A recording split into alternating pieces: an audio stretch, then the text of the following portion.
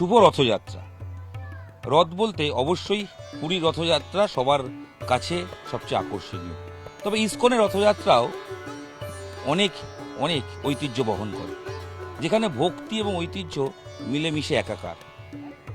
কথিত আছে এই ইসকনের যে রাজাপুর জগন্নাথ মন্দির, সেখান থেকেই রথযাত্রার সূচনা হয় এবং চন্দ্রোদয় মন্দির ইসকনে, সেখানে গিয়ে অস্থায়ী গুন্ডিচা মন্দির অর্থাৎ প্রভু জগন্নাথ, বলরাম, সুভদ্রা রানীর যে মাসির বাড়ি তৈরি করা হয়, সেখানে তারা 7 দিন থাকেন। জানবো, আমাদের সঙ্গে রয়েছেন এই মন্দিরের, জগন্নাথ মন্দিরের অধ্যক্ষ নির্মল চৈতন্য দাস। নির্মলবাবু, আপনি একটু বলেন এই রথের নাম, এইভাবে ইসকনের এই রথের, মায়াপুর ইসকনের রথের ঐতিহ্যটি কি, কিভাবে আপনারা পালন করেন যদি বলেন। মায়াপুর ইসকনের আমাদের আন্তর্জাতিক কৃষ্ণ ভাবনামৃত সংঘের মুখ্য কেন্দ্র, মূল কেন্দ্র, প্রধান কেন্দ্র, এবং বর্তমানে এই মায়াপুর রাজাপুর রথযাত্রা সারা বিশ্বের কাছে একটা বড় আকর্ষণ। তো সেই পুরীর যে ঐতিহ্য, সেই পুরীর ঐতিহ্য ধরেই, পুরীর মতোই আমাদের এই রথযাত্রার শুরু হয় এখান থেকে, রাজাপুর থেকে। এই রথ মায়াপুরে গিয়ে পৌঁছায়। আমাদের প্রস্তুতি প্রায় 6 মাস আগে থেকেই রথের প্রস্তুতি আমাদের শুরু হয়ে যায়, এবং বিশেষ করে 1 মাসের পূর্বে এই প্রস্তুতি প্রায় তুঙ্গে চলে। আর স্নান পূর্ণিমা, যে আপনারা জানেন, যেখানে জগন্নাথ দেবের স্নান হয়, স্নান যাত্রা থেকেই এই রথের একদম কি বলে প্রস্তুতির শেষ লগ্নর দিকে আমরা পৌঁছে যাই। এবং বর্তমানে আপনারা দেখতে পাচ্ছেন এখানে সুসজ্জিত রথ। এখানে 3টে রথ রয়েছে। প্রথম রথ যেখানে দেখতে পাচ্ছেন, ছোট ছোট 2টো রথ, প্রভুপাদ যাবে, গৌরনীতায় যাবে, এবং তারপরে আপনারা দেখতে পাচ্ছেন এই যে 2টো রথ আমরা দেখছি, প্রথম রথে প্রভুপাদ যাবেন এবং গৌরনীতায়, তারপরে রথে যাবেন, পরের রথে গৌরনীতায় যাবেন। আচ্ছা। এবং তারপরে রথ দেখছেন তালোধ্বজ, এই রথের নাম। এই তালোধ্বজ রথে চড়ে যাবেন হচ্ছে প্রভু বলভদ্র। উনি বড় ঠাকুর বলভদ্র প্রভু, বলদাতা, উনি প্রথমে যাবেন। এবং তারপরেই রয়েছে দর্পদলন বা দেবী দলন রথ, সেখানে সুভদ্রা দেবী এই রথে আরোহণ করবেন এবং সুভদ্রা দেবী যাবেন। আর তারপরে আপনারা দেখতে পাচ্ছেন যে মুখ্য প্রভু, যিনি আমাদের জগতের নাথ, জগন্নাথ, জগৎপতি জগন্নাথ প্রভু, উনি এই রথে চড়ে যাবেন। জগন্নাথ দেবের রথ বিখ্যাত নন্দীঘোষ, এই নন্দীঘোষে চড়েই প্রভু যাবেন।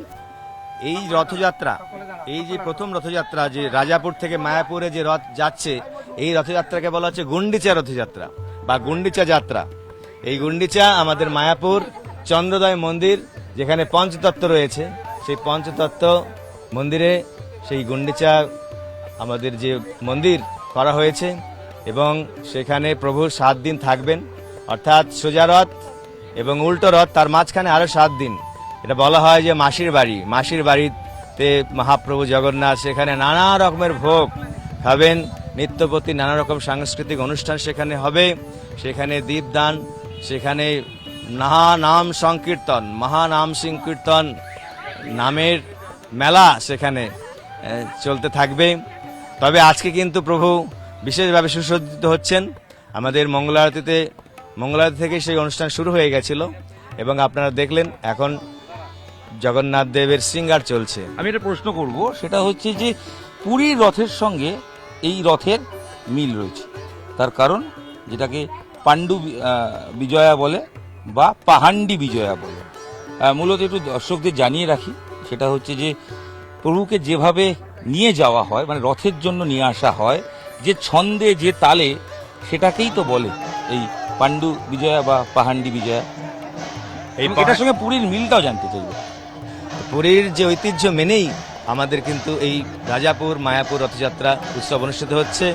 প্রভুর ভোগ রাগ শুরু হয়ে যাবে 11:30টার পর থেকে, এবং তারপরে মহারতির পরেই কিন্তু প্রভুকে একে একে নিয়ে আসা হবে। যে প্রভু যে আসবেন, ভক্তগণ তারকে টাহিয়া লাগানো হবে। আপনারা দেখেছেন, টাহিয়া হচ্ছে জগন্নাথ দেব বা বলদেবের পেছনে সোলার মুকুট, সেটা বলে টাহিয়া।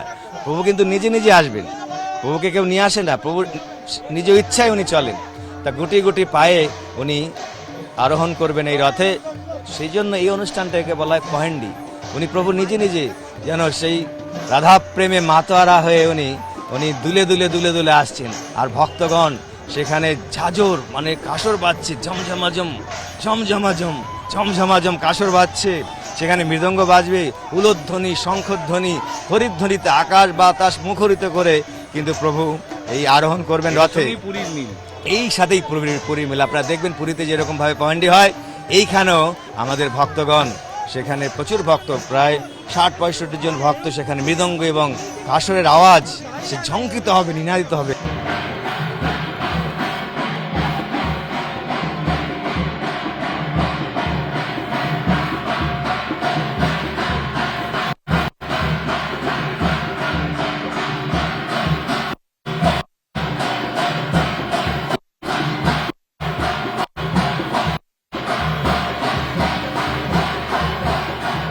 আমাদের আচার্য সনাতন পাদ বলেছেন, শ্রী জগন্নাথ নীলাদ্রি শিরমুকুট রত্ন হে দারু ব্রহ্মণ ঘনশ্যাম প্রসিদ পুরুষোত্তম প্রফুল্ল পুণ্ডরিকাক্ষ লবণাব্ধি তটামৃত গুটিকদর মাং পাহে নানা ভোগ পুরন্দর। এই যে নানা ভোগ পুরন্দর, নানা রকম ভোগ সামগ্রী প্রভু গ্রহণ করেন। উনি হচ্ছেন গুটিকদর। গুটিকদর মানে যিনি যত আপনি খাওয়াবেন তার পেটটা আরো বাড়তে থাকবে, পেট ভরবে না। প্রভু হচ্ছেন খানেওয়ালা ভগবান। উনি ভোজন রসিক, উনি খেতে ভালোবাসেন এবং খাওয়াতে ভালোবাসেন। তো সেই সূত্র ধরে ভক্তগণ সকাল থেকেই ভোর থেকেই রান্নার প্রস্তুতি শুরু করে দিয়েছেন। 56 ভোগ তো রোজ এখানে হয়, কিন্তু আজকে 56 ভোগ নয়, আরো অধিক পরিমাণে সেই ভোগ নিবেদন হচ্ছে। সেখানে নানা রকমের ব্যঞ্জন, অন্ন ব্যঞ্জন তো রয়েছে, অন্ন ব্যঞ্জন, সেখানে গোবিন্দভোগ চালের সুস্বাদু সেখানে অন্ন, তার উপর গাওয়া ঘি থাকবে, সেখানে নানা রকম শুক্তা শাকাদি ভাজি নালিতা কুষ্মাণ্ড, সেখানে মুদক বড়া মাস বড়া রুটি ঘিত আন্ন, সেখানে পরমান্ন অর্থাৎ পায়েস, সেখানে নানা রকমের পিঠে থাকছে, মালপোয়া, সেখানে সরু চাকলি পাটিসাপটা, কত রকমের পিঠা রয়েছে, নানা রকমের অম্ল জাতীয় দ্রব্য রয়েছে, মানে চাটনি, সেখানে আমের চাটনি, আমড়ার চাটনি, টমেটোর চাটনি, এরকম বিবিধ ব্যঞ্জন প্রভু গ্রহণ করবেন। তার সাথে রয়েছে খাজা গজা মগজ নাড়ু, তার সাথে মালপোয়া, নানাবিধ দ্রব্য প্রভু আজকে গ্রহণ করবেন। মন্দিরের সূচনা যার হাত ধরে জগদীশ গঙ্গোপাধ্যায় বা গাঙ্গুলি, যেটা লোকমুখে শোনা যায় তিনি পুরীতে যেতেন এবং একটা সময় বার্ধক্যজনিত কারণে তার সেটা যাওয়া যখন হচ্ছিল না, তখন প্রভু স্বপ্নাদেশ দেন এবং এখানেই মন্দির তৈরি করেন। জগদীশ গাঙ্গুলি পরম ভক্ত ছিলেন জগন্নাথ দেবের, জগন্নাথগত প্রাণ ছিলেন। প্রত্যেক বছর উনি পুরীতে যেতেন, কিন্তু কালক্রমে বয়োবৃদ্ধ হওয়ার কারণে ওনার দৃষ্টিশক্তি ক্ষীণ হয়ে যায় এবং প্রভুর দর্শন পাবেন না বলে উনি মনে খুব ওনার দুঃখ যে আর প্রভুর দর্শন পাবো না। তাই উনি সংকল্প করেছিলেন যে গঙ্গাতে গিয়ে প্রাণ ত্যাগ করবেন। কিন্তু প্রভু জগন্নাথ, পতিত পাবন জগন্নাথ, করুণাময় জগন্নাথ বললেন, না না জগদীশ, এটা করা তোর জন্য উচিত নয়, তুই গঙ্গায় গেলে আমার দারু রূপে প্রাপ্ত হবি, অর্থাৎ কাঠের দিব্যখণ্ড, সেই দিব্যখণ্ড থেকে আমার বিগ্রহ নির্মাণ করে আমার সেবা করবি। তাই হলো প্রাতঃকালে জগদীশ উনি চললেন গঙ্গাতে। তখন গঙ্গা এইখানেই ছিল বামন পুকুরের পিছন দিকে। তো সেখানে যখন উনি ডুব দিয়েছেন আর দিব্য সেই কাষ্ঠখণ্ড ওনার শরীর স্পর্শ হওয়াতে ওনার যে ক্ষীণ দৃষ্টি পুনরায় প্রাপ্ত হলেন। লোকজনদের নিয়ে সেই দিব্য কাষ্ঠ নিয়ে এলেন, কিন্তু বিড়ম্বনা হলো বিগ্রহ নির্মাণের ক্ষেত্রে। বিগ্রহ নির্মাণ কিছুতেই করতে পারছেন না, যারা আসছে তাদের যন্ত্রপাতি সব ভেঙে চুরচুর। তারপর প্রভুর আবার আদেশ হলো যে এই বামন পুকুরে যাও, ওইখানে একজন শিল্পী রয়েছেন, তার কাছে যাওয়া হলো। কিন্তু সে তো কুষ্ঠরোগী, কুষ্ঠব্যাধি কি করে ভগবানের পবিত্র বিগ্রহ নির্মাণ করবে? উনি রাজি হলেন না। কিন্তু প্রভুর আদেশ, ওনাকে বোঝানো হলো, তাকে নিয়ে আসা হলো এবং সেই দিব্য কাষ্ঠখণ্ড যখন স্পর্শ করলেন তার ব্যাধি অনেকটাই মুক্ত হলেন, রোগ মুক্ত হলেন। কিন্তু আশ্চর্যজনক ঘটনা হলো, ওনার মাধ্যম দিয়ে জগন্নাথ বলদেব সুভদ্রা প্রকাশিত হলেন যখন, তখন ওনার পুরো ব্যাধি নিরাময় হয়ে গেল। চারিদিকেই সংবাদ পৌঁছে গেল, লোকেরা আসতে থাকলেন। জগদীশ গাঙ্গুলি জগন্নাথকে প্রতিষ্ঠা করে তার ভব্য সেবা উনি শুরু করেছিলেন, যেটা এই জন্য মনে করা হয় এটা অভিন্ন জগন্নাথ পুরী। কেননা জগন্নাথ সাক্ষাৎ এখানে স্বয়ম্ভূ রূপে জগদীশ গাঙ্গুলির সেবা নিয়েছিলেন।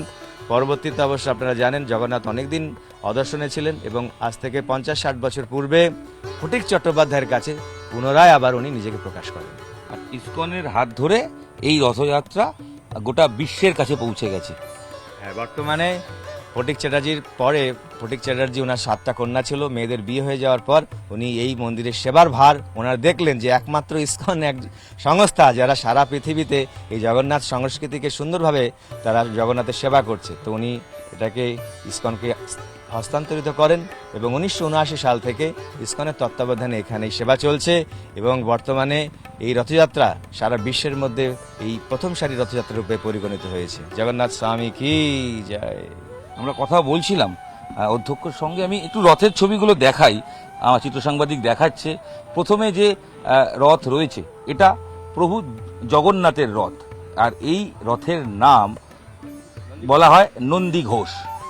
প্রভু জগন্নাথ তিনি প্রথম থাকেন, প্রভু জগন্নাথ রথের নাম নন্দী ঘোষ। তারপর বলরামের যে রথ তার নাম তালধ্বজা। প্রত্যেকটা রথে নাম লেখাও রয়েছে, আমরা সেটা দেখতেও পাচ্ছি যে নন্দী ঘোষ এই যে নাম প্রভু জগন্নাথের যে রথের নাম, সেই নাম এখানে একদম স্পষ্টভাবে খোদাই করা রয়েছে। ফুলের শয্যায় এই রথকে সাজিয়ে তোলা হয়েছে।